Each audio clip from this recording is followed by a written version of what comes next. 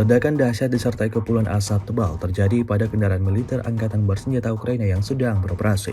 Rekamannya diunggah Kementerian Pertahanan Rusia di akun Telegram @moderasia pada Sabtu 21 Desember 2024.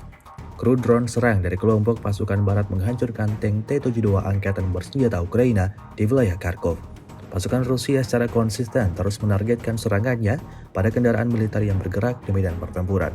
Tank T-72 Ukraina yang menjadi sasaran Rusia di arah ini didapatkan akibatnya seperti yang terlihat dalam rekaman.